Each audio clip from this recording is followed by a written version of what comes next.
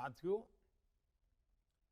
हमारे देश में पिछले 50 साल से हम एक नारा सुनते आए हैं। चारों तरफ वही बोला जाता है और चुनाव के समय तो जरा चिल्ला चिल्ला करके बोला जाता है, चीख चीख करके बोला जाता है। क्या नारा है? गरीबी हटाओ। कितनी बार सुना है, कितनी पीढ़ियों ने सुना है।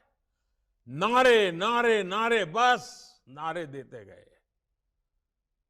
लेकिन जिन्होंने ये नारा दिया, उन्होंने कभी गरीब की सूध नहीं ली, गरीबों की परवाह नहीं की और न ही वो गरीबी हटा पाए।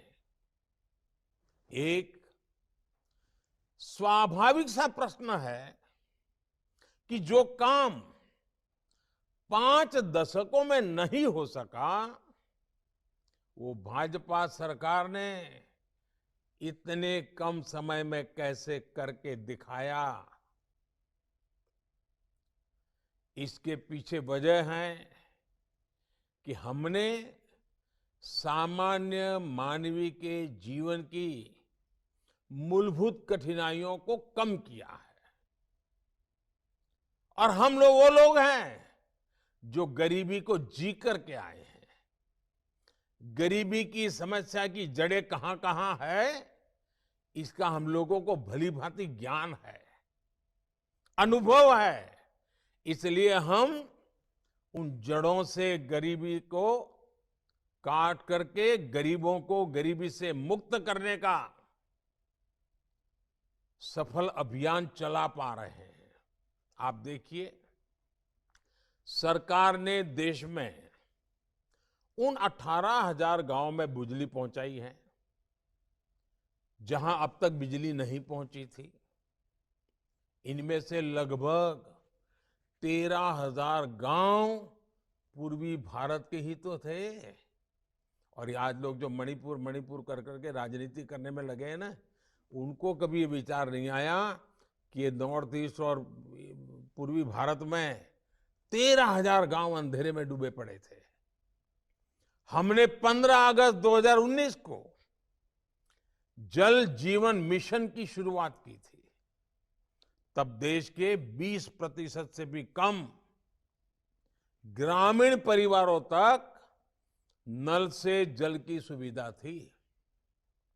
आज 60% से भी ज्यादा ग्रामीण परिवारों को नल से जल, नल से पानी मिल रहा है।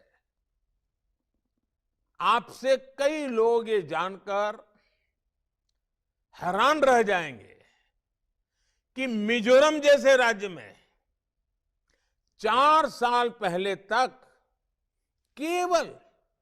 केवल 6% घरों में पाइप से पानी पहुंचता था। आज ये संख्या 90% से ज्यादा है।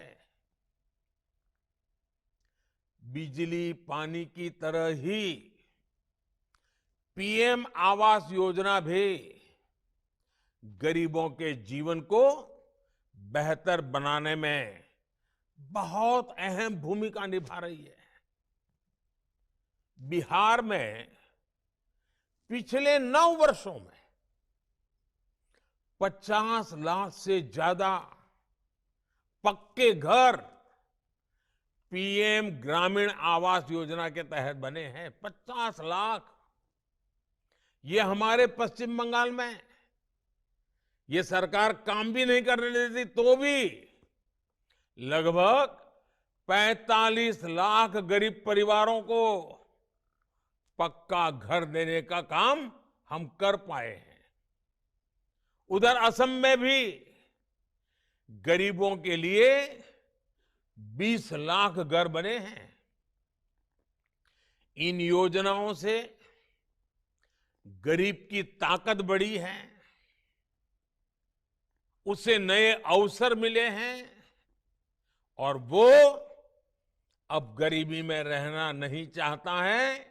गरीबी से बाहर निकलने के लिए वो भी हमारे साथ कदम से कदम मिला करके मैदान में उतर चुका है।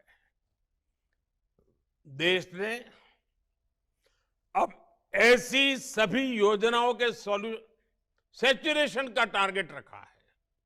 100% जो भी इसके हकदार है, जिनको ये मिलना चाहिए, तो 100% काम पूरा होना चाहिए।